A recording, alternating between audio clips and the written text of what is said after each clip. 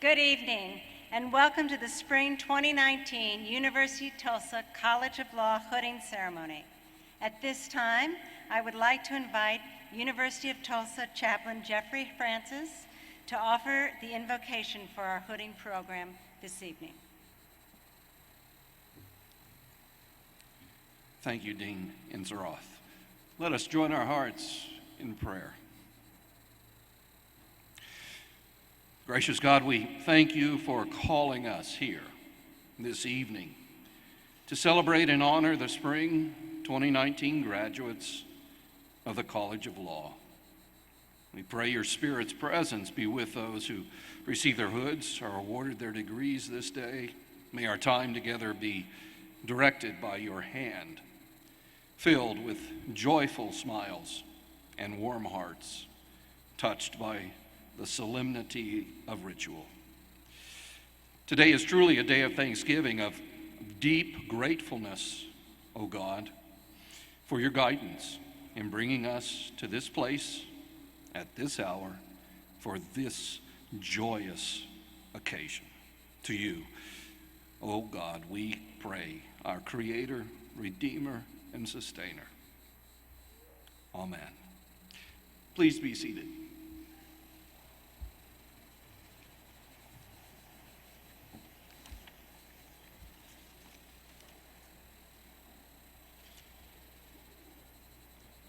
This evening, it is my honor and privilege to celebrate the accomplishments of our graduates who have earned degrees in our JD program, our LLM program, and our Masters of Jurisprudence in Indian Law and Masters of Jurisprudence in Energy Law programs. On behalf of myself, the faculty, and the staff of the University of Tulsa College of Law, I offer our graduates a very warm and hearty congratulations on your accomplishments in success. It is a further honor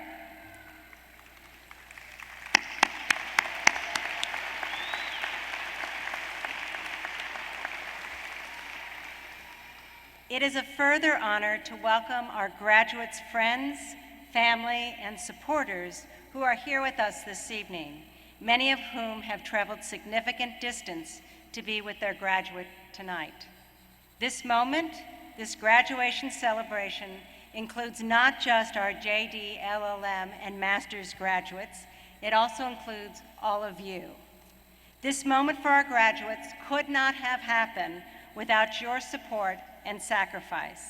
And graduates, I know that each of you appreciates that person who listened to you when you explained the intricacies of the UCC, that person who told you you could do it when you agonized about being called on in class to explain a hearsay exception, that person who understood when time and time again you gave up valuable personal time to go online for class, or who understood when you stayed late at the library to study for a final examination.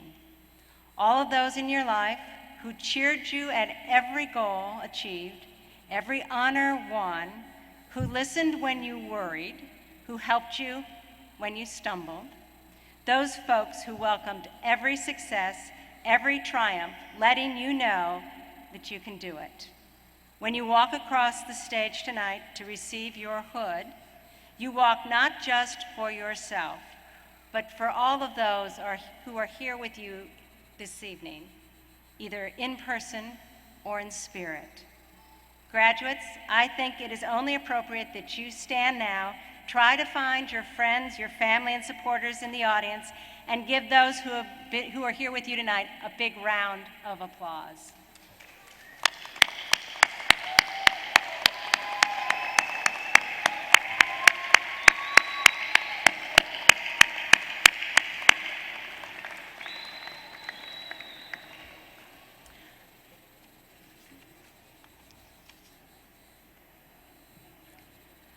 I also want to recognize the TU College of Law faculty who have pushed you, who have challenged you, who listened to your dreams, answered your questions, calmed your fears, and helped steer you in the right direction.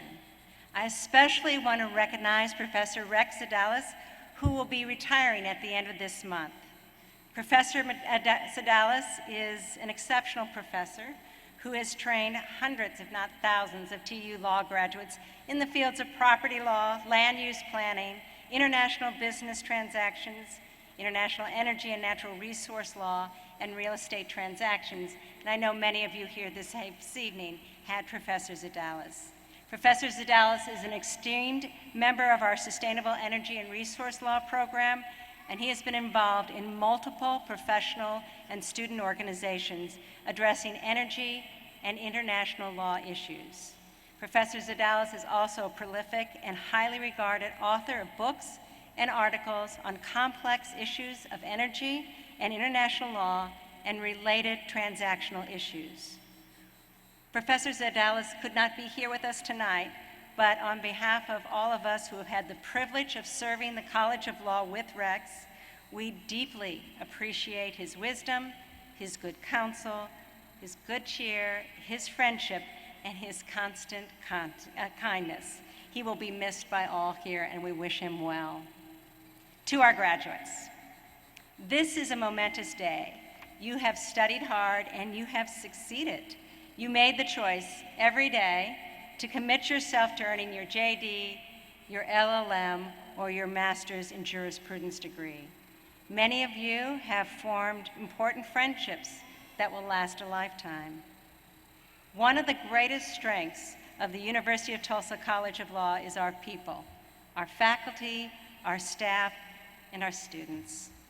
This community is strong and has been an important place for you to learn the law, to grow professionally and personally, and to launch your career. I have been thinking about you as you leave us and get ready for the next steps in your career. And for many of you, I know you're going to be spending the next several months studying hard for the bar exam. Others of you will be taking on new professional challenges and roles. But for all of you, you are entering a world that is full of significant national and global challenges.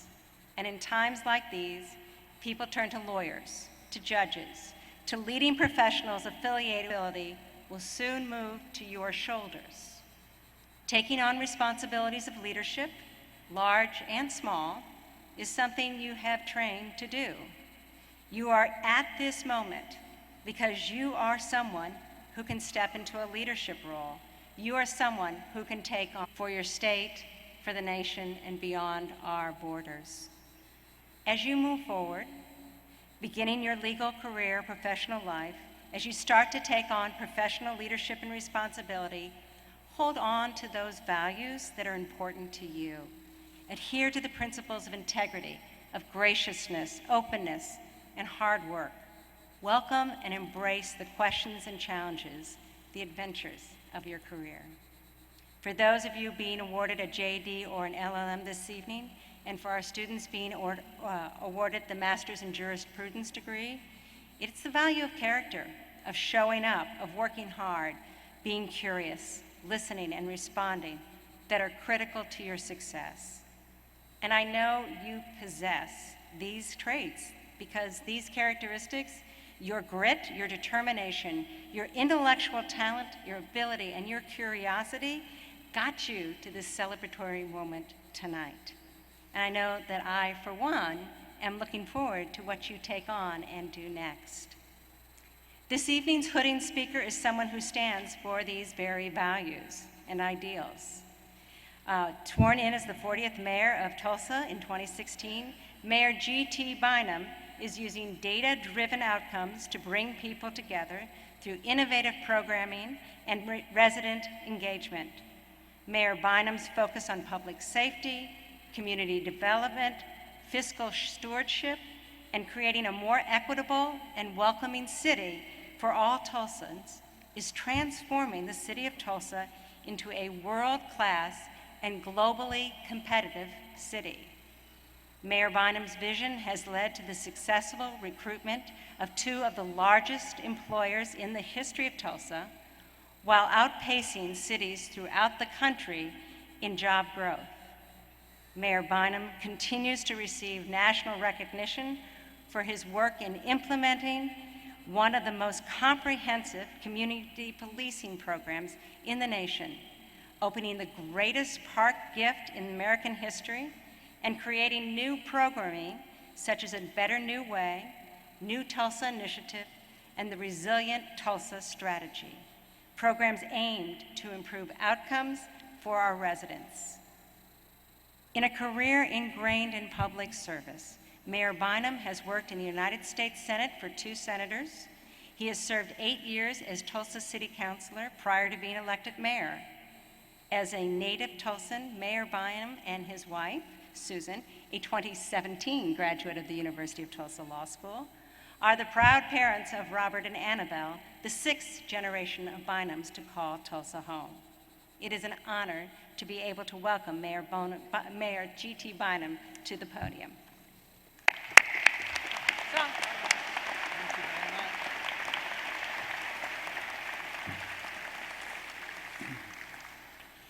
Thank you very much, Dean, for that introduction. It is such an honor to be here with you all today. As was mentioned, I attended this ceremony 2 years ago when my wife, Susan, graduated from TU Law. I was seated right over there, and if you were to hop in your DeLorean and go back in time about 2 years, you would easily be able to identify me in the crowd because I was the grown man sobbing in the bleachers like a 200-pound child. Sobbing when she walked in, sobbing when she came up to get her diploma, and sobbing when she walked out. And I was crying so much because I was so incredibly proud of Susan and of the friends that she made when she went to TU Law.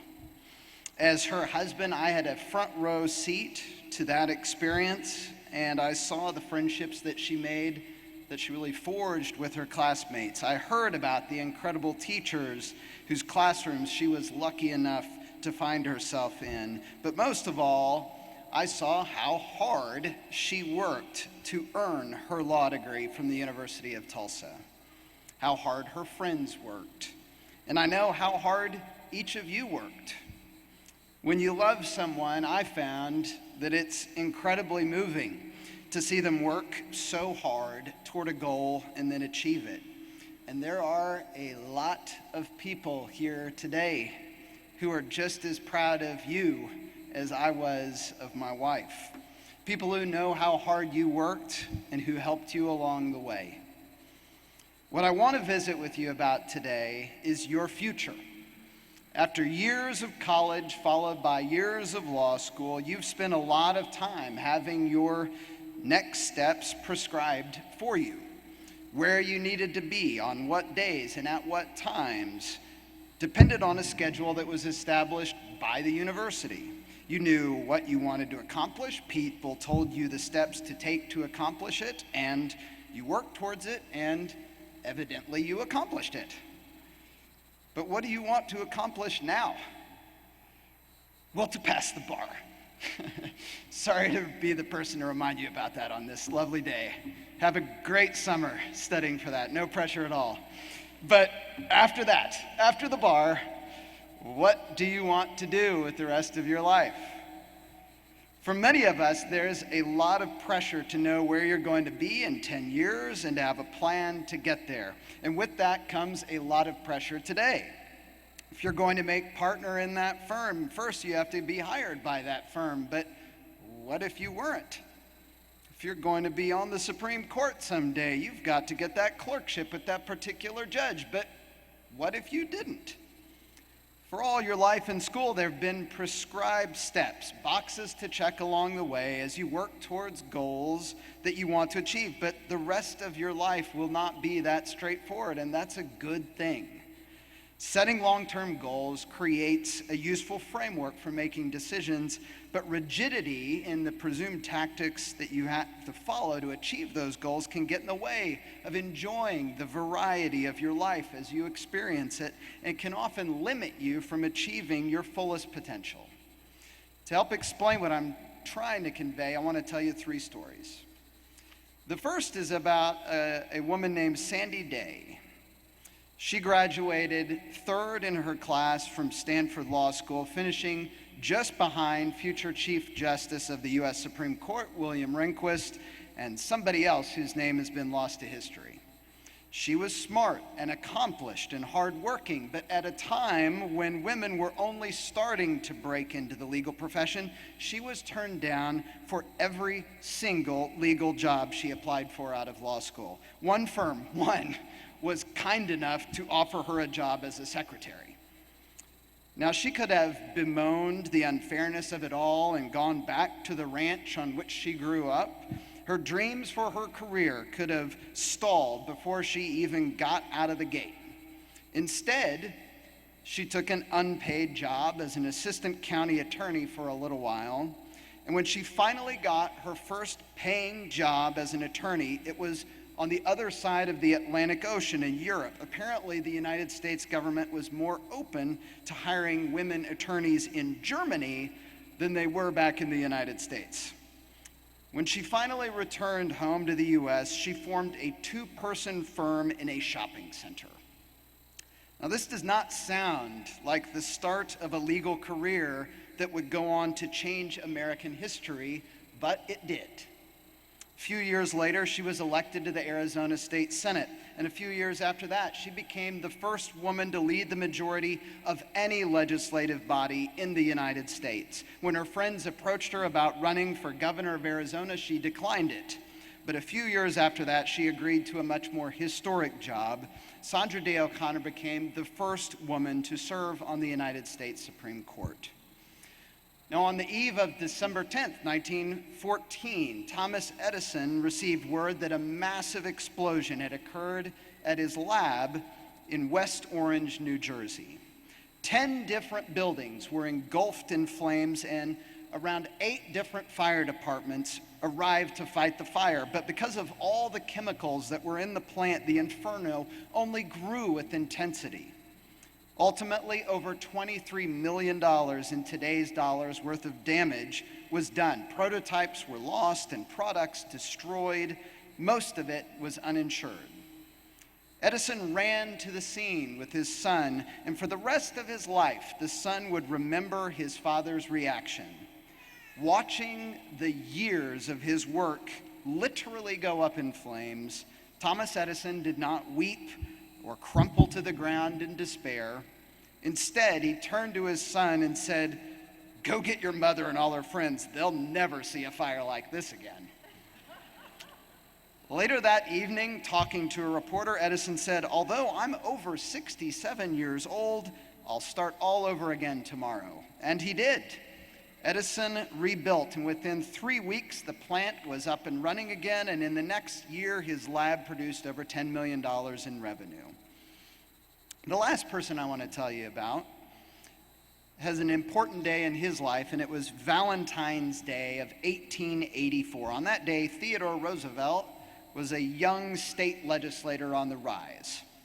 Only in his mid-20s, he had already published a work of history that was widely respected by experts. He'd been elected the leader of his party in the New York State Legislature. He'd married the love of his life, and only 2 days before, he'd become the father of a baby girl. But by the end of this day, all of that would come crashing down, and he could only mark his diary for that day with a black X, under which he wrote, "The light has gone out of my life." Roosevelt was at the state capitol in Albany when he received the telegram that his wife was severely ill. He rushed home to New York City only to find that his mother was also dying in the exact same house. On that day, first his mother died of typhoid fever, then 11 hours later his wife died of Bright's disease. Roosevelt was left as a single father with a 2-day-old baby, and the closest people to him had both died within hours and feet of one another. He refused to run for re-election, and he left New York, presumably for good, moving to the Badlands of Dakota Territory to become a rancher. Then a blizzard struck and killed all of his cattle, wiping out most of his savings. But he rode widely, and he rode recklessly. A drunk made fun of his glasses, so he punched him out. And he hunted down and arrested a group of bandits who stole his rowboat. He read deeply and he read voluminously. And in time, he transformed from the snobby, effete New York City politician that he had been into Theodore Roosevelt, the Rough Rider and the man of the West that we think of when we think of one of our most revered presidents. So what do these three people have in common over all that period of time? Well, they all had hopes and dreams and aspirations just like you and me. They all encountered humiliation and loss and tragedy along the way.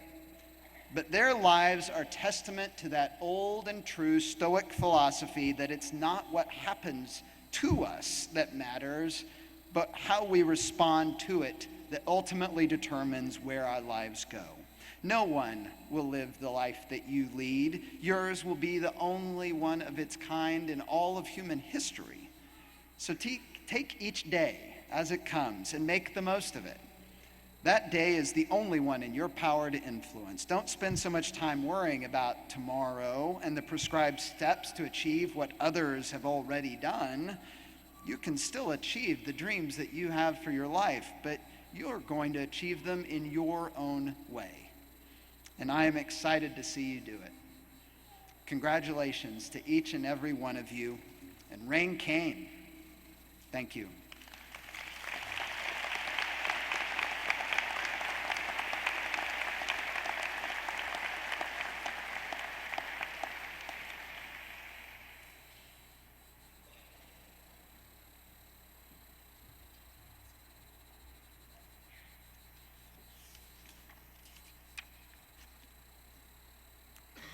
It is now my honor to present the awards for the outstanding graduating students.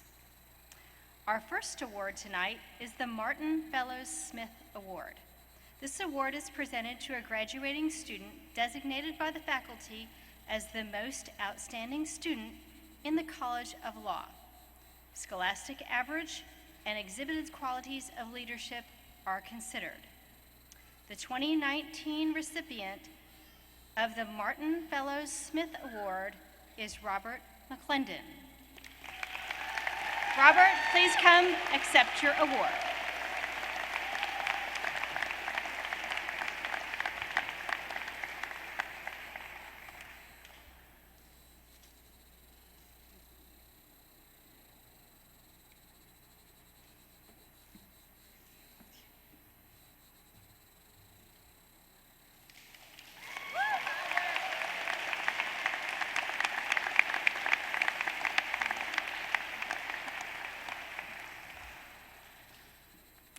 Our next award is the W. Lee Johnson Award, presented to the graduating student with the highest cumulative grade point average. This year's recipient of the W. Lee Johnson Award is also the valedictorian, Clinton Summers.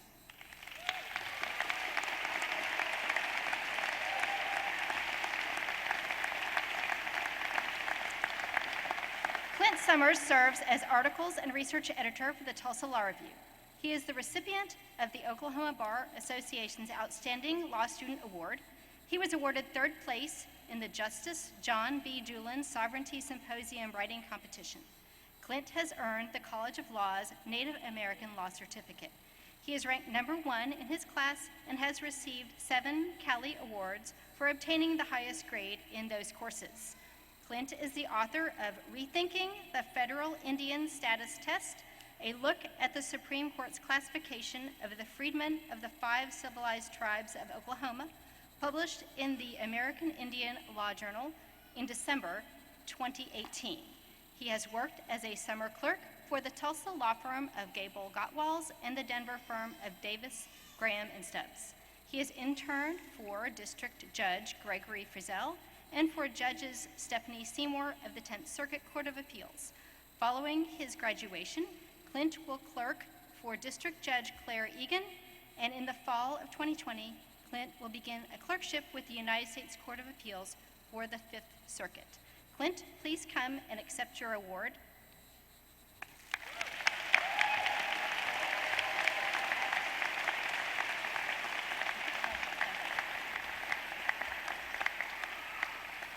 Clint will now give the valedictory address.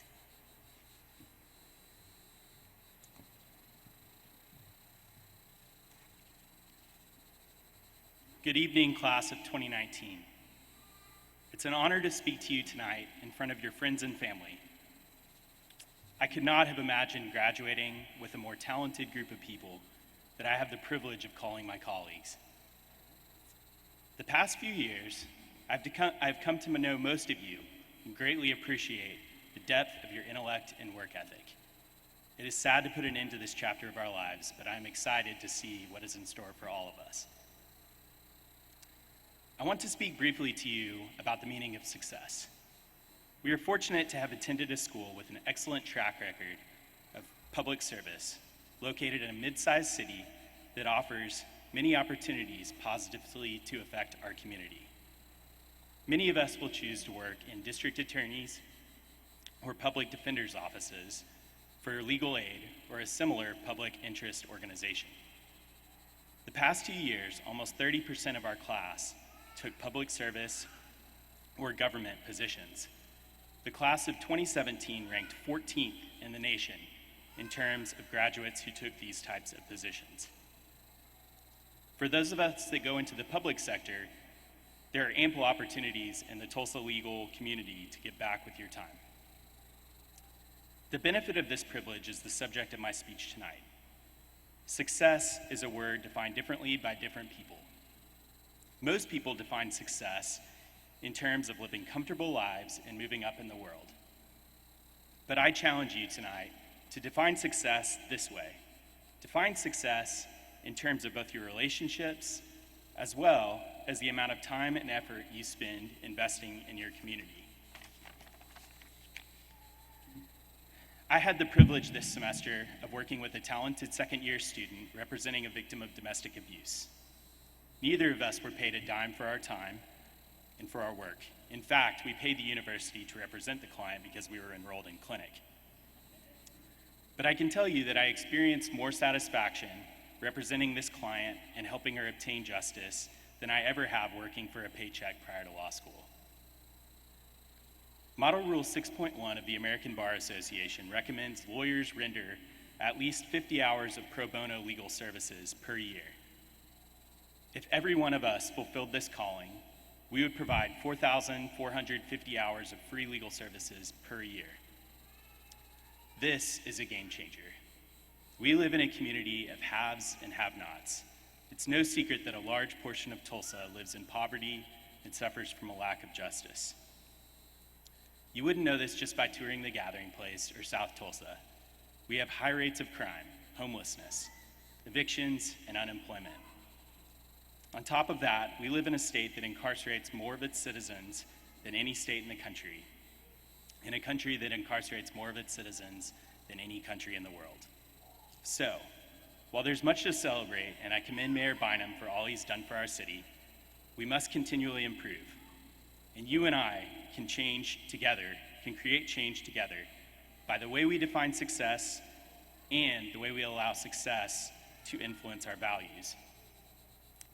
And as future lawyers with ethical obligations, I argue that we owe it to our community to create and lead efforts for change. So, rather than defining success in terms of comfortable living or moving up in the world, let's define our success in terms of giving back to our communities. Fulfill your ethical obligations to the ABA by maintaining and exceeding your pro bono hours. Follow a large portion of your predecessors' paths by working in a job that provides value to individuals in need. Or, if you choose to work for a firm or company, and I might add that some of the best public servants I know work in the private sector, you can make a difference simply by fulfilling your community service obligations. Join a nonprofit board. Devote time to providing legal services to the vulnerable in our community. People around you will notice the way you choose to spend your free time and follow suit. Never underestimate the value of your degree. You are all professionals, and as lawyers, you can provide infinite value to the poor and needy. And I guarantee you this, if you focus your efforts on giving, you will experience more satisfaction, both personally and if you're a spiritual person in that way as well, than you ever could living for yourself. And finally, I will leave you with this. A piece of advice I have gotten from most lawyers either retired or nearing retirement is not to neglect your family. The law is a jealous mistress, they say. And while that saying is out of date and somewhat sexist, it has an important grain of truth. We are entering a high-demand profession. If we neglect those who love us most, it will not matter how successful we are. Life is best enjoyed with those we love and who love us back. I congratulate you all and look forward to working together to better the city, state, and country we live in. Thank you.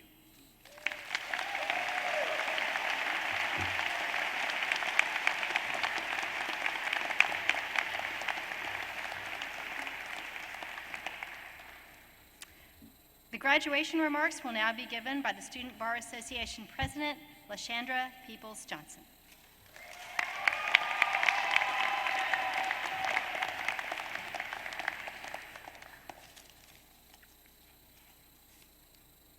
To my classmates, the University of Tulsa College of Law graduating class of 2019. I can't believe we are finally here. After all of the sleepless nights and uninvited gray hairs, we sit here together, one step closer to achieving our dreams. We have all come a long way from that first day of FLS orientation. We all remember that day, waking up that morning anxious about the unknowns of law school and nervous about meeting our new classmates. It turns out that I, like many of you, have met some of my closest friends while in law school. When we first met each other in FLS, we inquired about our law interests. I was surprised by the variety of law interests and very intrigued by the stories behind those answers. One of us shared a story of how you wanted to practice immigration law because you came from a family of immigrants. One of us shared a story about how you wanted to study child advocacy because when you were a child, there was no one there to advocate for you. One of us shared a story that you wanted to practice criminal defense because you had a family member who had been railroaded by the justice system. Each of us here has a unique story, shown through the excitement in our eyes and the passion in our voices as we set out to conquer this thing called law school. And we conquered it all. We conquered the classes, the classmates, the papers, and the finals. We even conquered Professor Parker's classes without getting a Wendy's application. We conquered law school together with a shared goal to simply change the world. Mother Teresa said, "I alone cannot change the world, but I can cast a stone in the water that can create many ripples." Even as mere law students, we have already begun creating ripples, and through our efforts, tides are changing. We have completed some amazing work through our legal clinics, including helping legislators find housing options for people with serious mental illness, advocating for the protection of domestic abuse victims via protective orders, and representing non-citizens in immigration matters. If you've participated in a clinic, please stand and remain standing.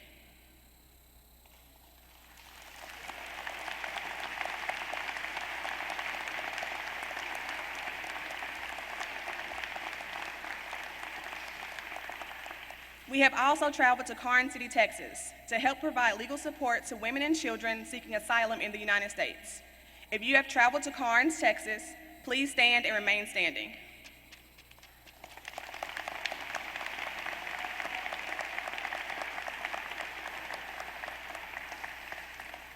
We have worked on Project Commutation, where we aided in the commutation of sentences of 29 prisoners who otherwise would have languished behind bars. If you participated in Project Commutation, please stand and remain standing.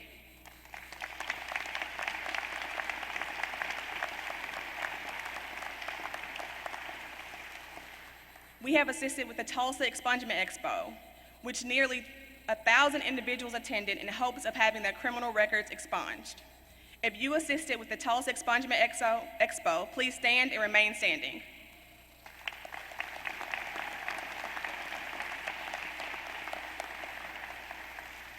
We have also greatly impacted the city of Tulsa through our public service. Together, we have completed over 3,000 hours of public service. If you have participated in any public service, including FLS, please stand and remain standing.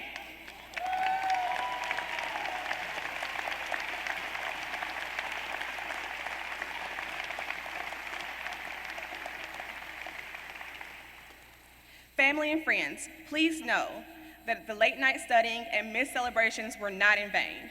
You see, we are an exceptional group of future lawyers and counselors. Please give these graduates a round of applause.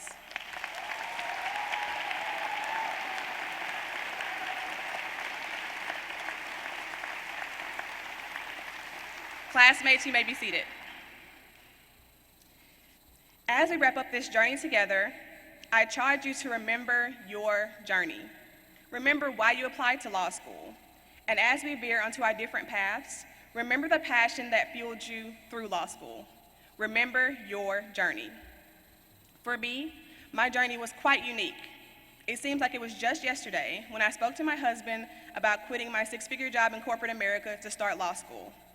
I remember the doubt I received from many regarding whether I could actually complete law school with 3 children who were then just 5, 3, and 1. Honestly, I could not have done this without the people who have supported me every step of the way. My amazing mother, who traveled from Dallas countless times to help me out when I needed to study. My family and friends who constantly prayed for me and reminded me that I was built for this journey. The TU Law and faculty, who have been my biggest hype men, who frequently shower me with kind words and encouragement. My 3 children, Kaiten Dior, Kinsley, and Kyson, who acted as my frequent study buddies and quizzed me on note cards. And my husband, who worked tirelessly to hold down our household so that I can finally live out my dream. We made it, baby. Thank you all.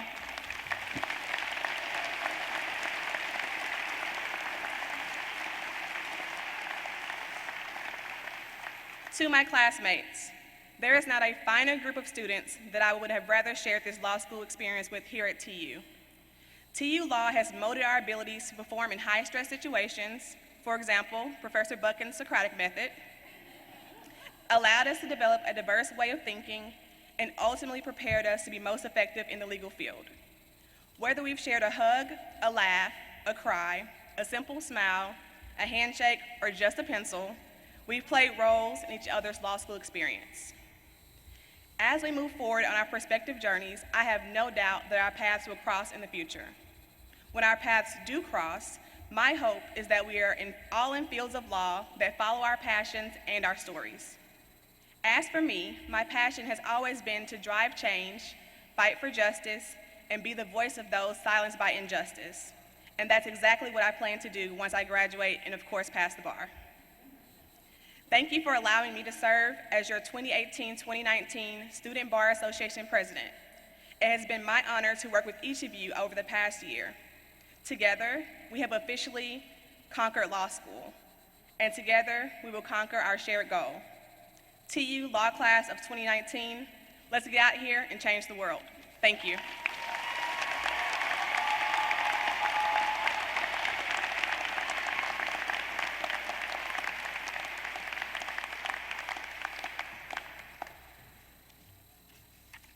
Thank you, Mayor Bynum. Thank you, LaShandra. Thank you, Clint, for your wonderful words. It is now my honor to begin the hooding of the graduates. Dean Karen Grundy will announce the names of the graduates. Please hand Dean Grundy your card when you reach the stage. Dean Vicki Lemus will assist me with the hooding.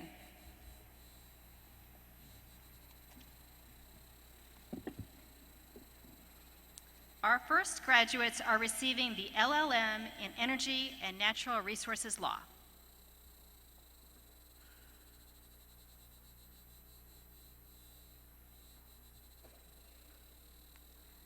Zach McClyman.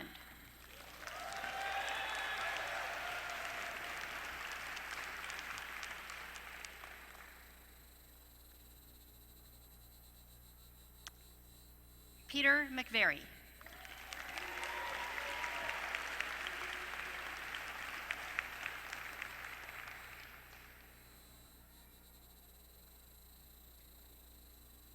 And Clint Privet.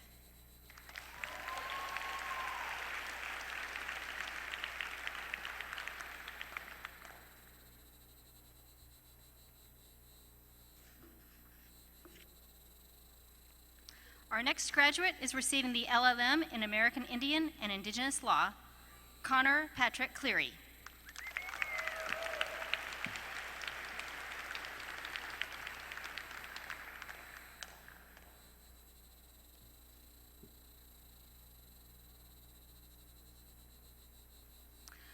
Our next graduate is receiving the LLM in American Law for Foreign Lawyers, Carlista Noor.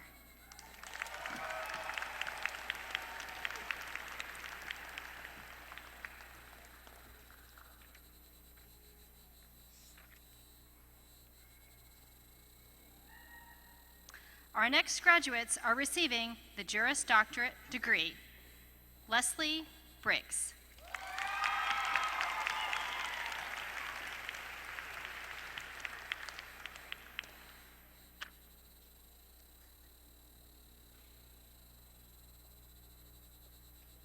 Alec Stephen Bracken.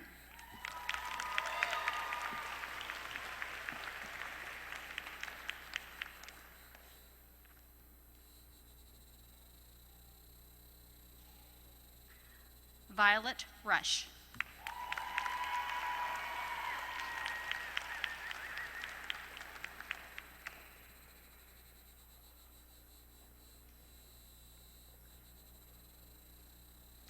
Mark Perrin.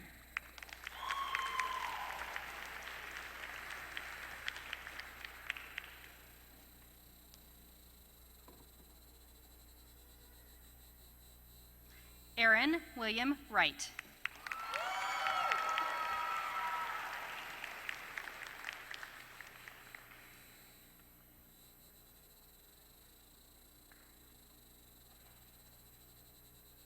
Amber Plumley.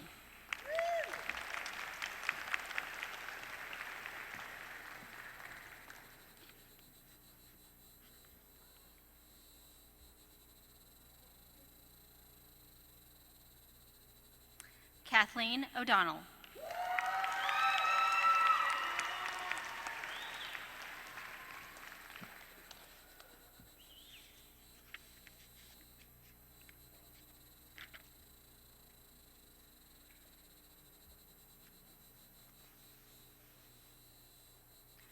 Cody Schlegel.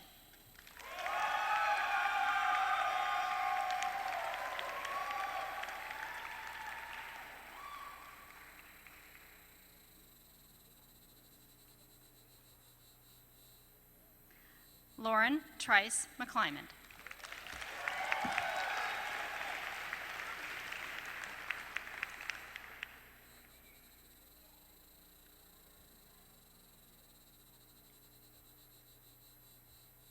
Mitchell Edward Lovett.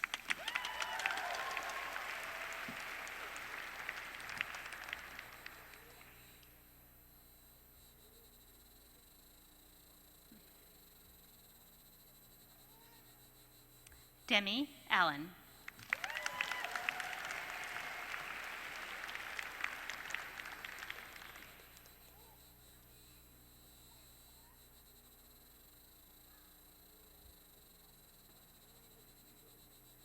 Alexandra Jordan Dossman.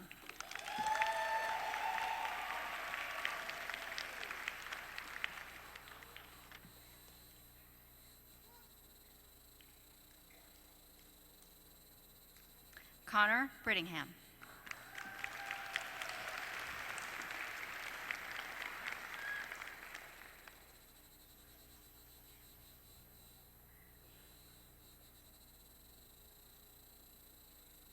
Jorge Luis Herrera.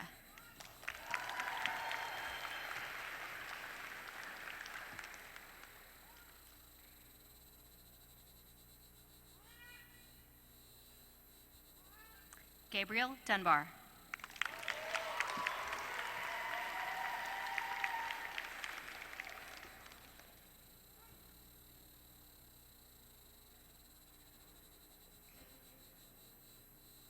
James Raymond.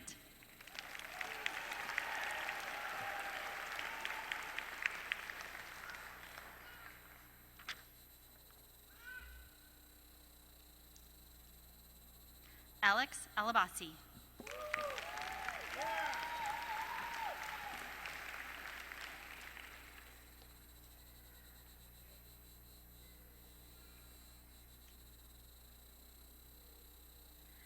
Christopher Genetic.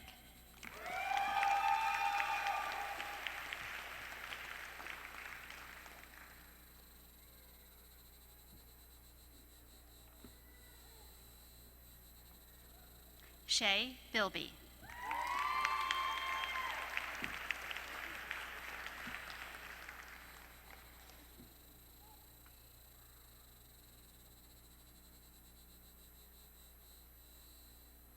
Michael Scott Major.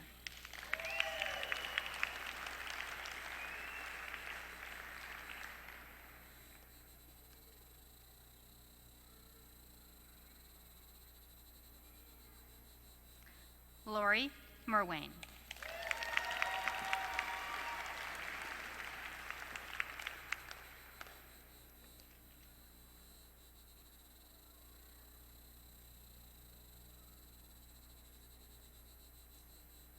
Sarah McManus.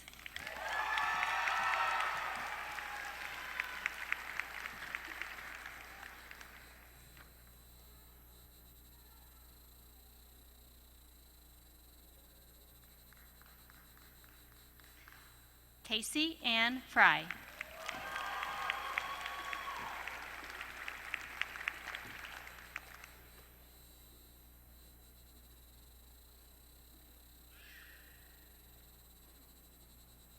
Joshua Eiler.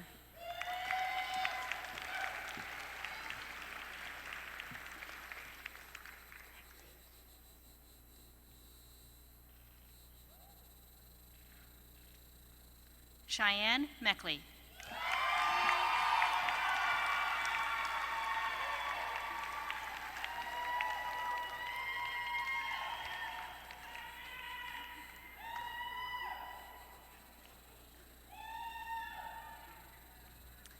Randy Nicole Gill.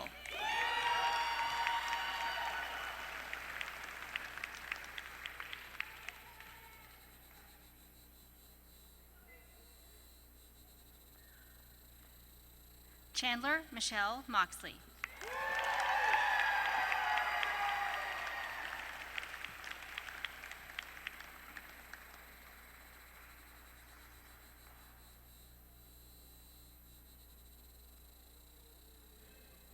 Lacey Beth Pulliam.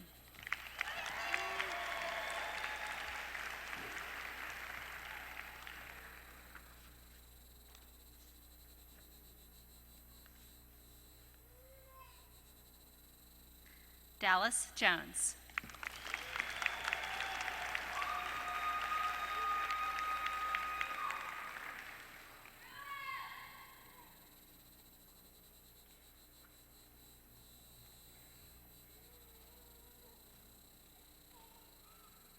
Benjamin Joel LaCourse.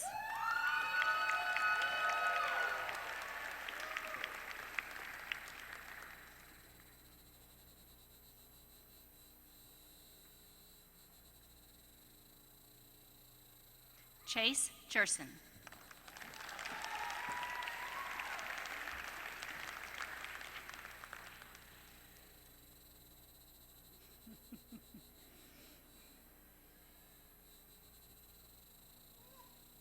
Luke Adams.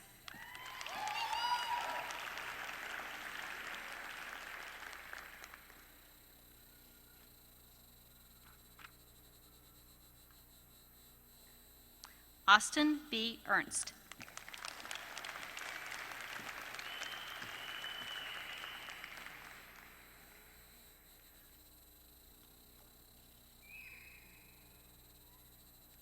Cordell Lee Cephas.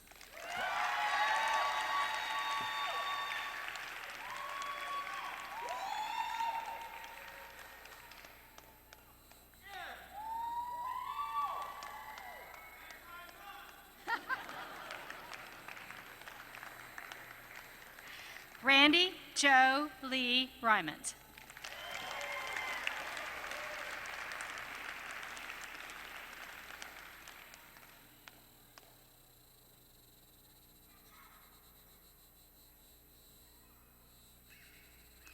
Madison Mosier.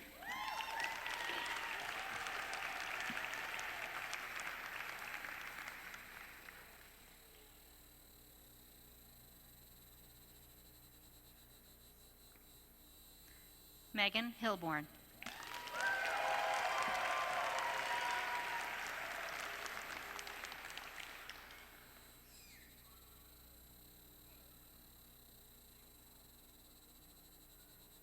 Austin Jackson.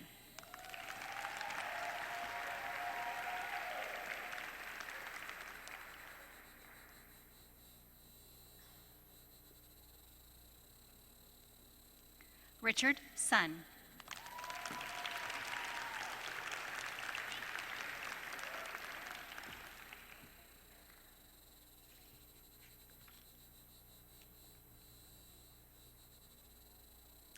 Andy Lee.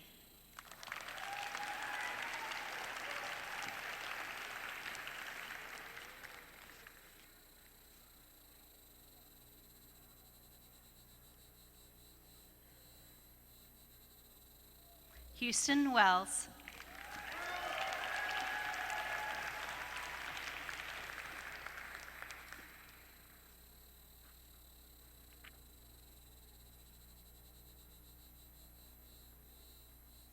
Shelby Limburg.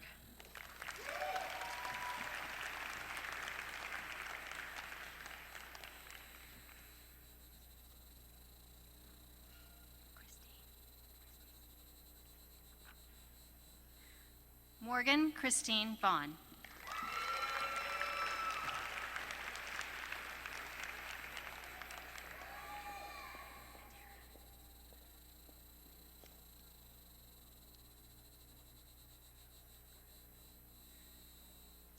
Whitley Adara Mum.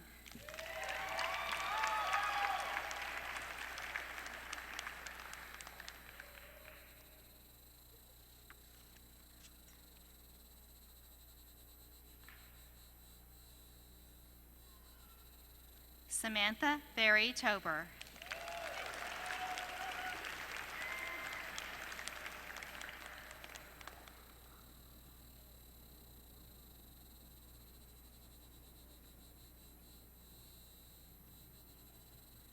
Megan Zucala.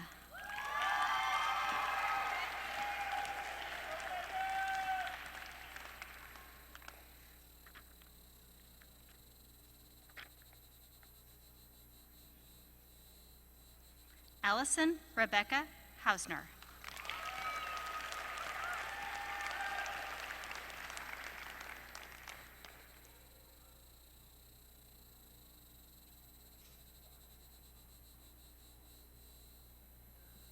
Cassidy Taylor Quinton.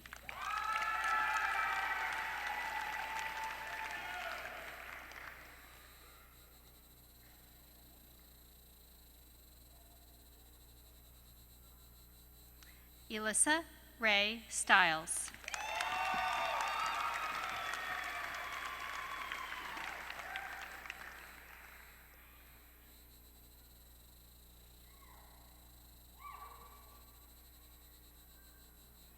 Allison Joanne Martouche.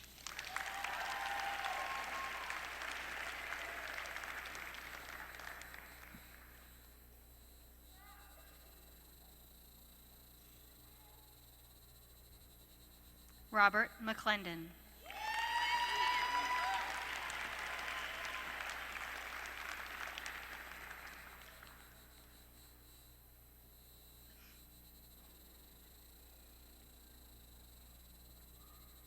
Elizabeth Ellen Govig.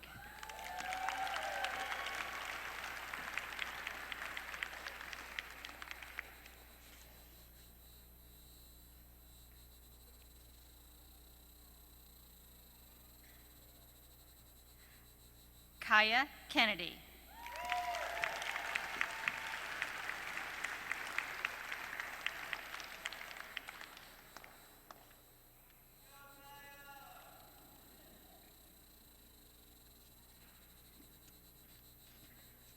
David English.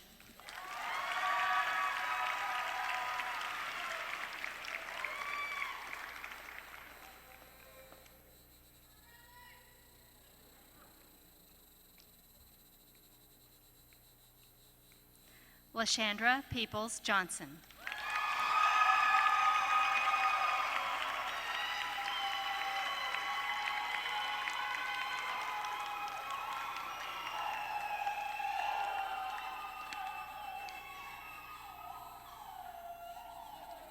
Clint Summers.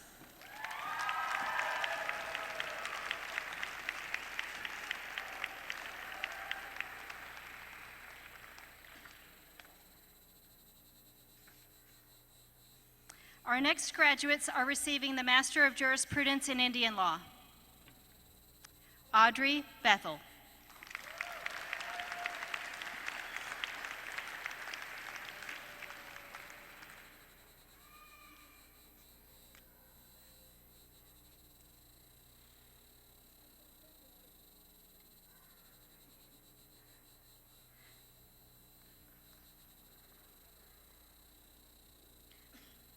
Jodine Nerva Chi.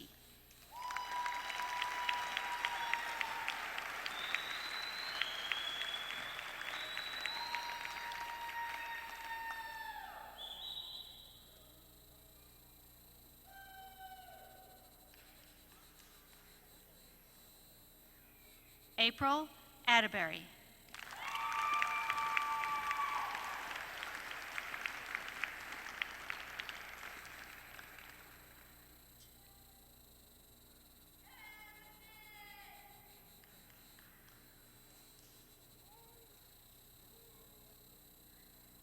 Jack Ellsworth Ridgway.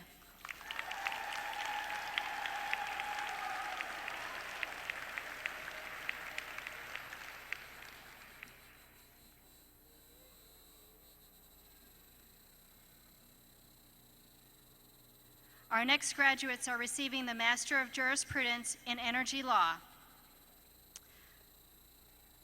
Morley Sheriff.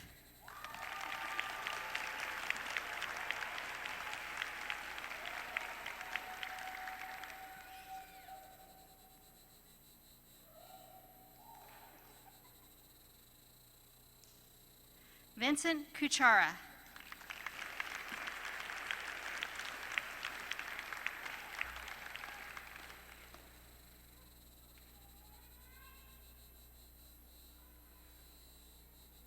Brian Musey.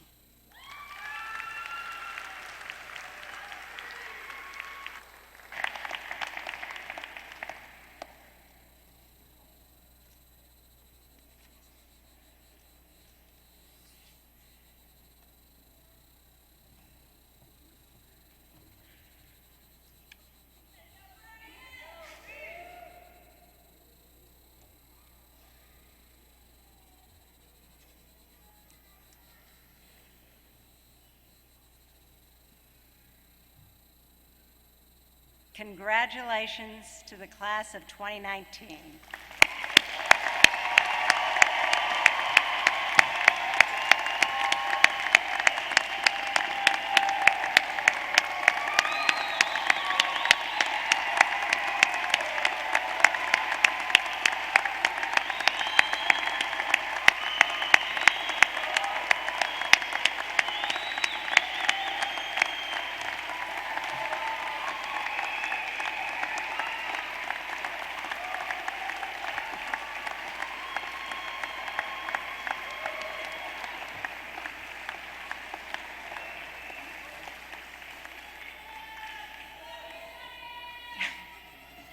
You may now move your tassel from right to left.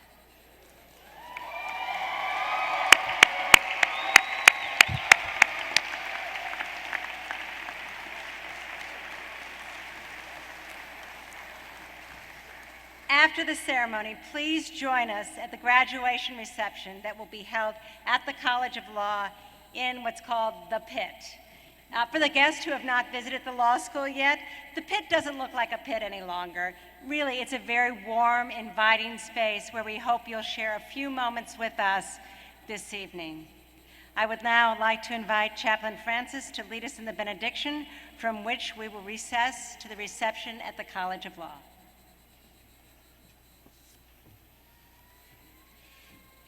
Thank you, Dean Enzeroth. As you walked across the stage, as you put on the hood, had it placed over your head, you had to duck your head. You had a weight placed upon you, a burden. It is a burden much like the prophets in the Hebrew Scriptures. It is a burden to be obedient to the law. And while this hood is very light, the weight upon your shoulders now is very heavy. For you have a burden to pursue justice, to live in obedience to the law, and to do so in humility. As you lowered your head, it was an action of humility. Do so with integrity. And now I wish for you, I pray for you, I lift up for you the understanding that as you leave with a great joy in your step, because you leave in humility to serve this wonderful law for humanity. Do so and be faithful. And may the Lord's blessing be upon you now and forever. Amen.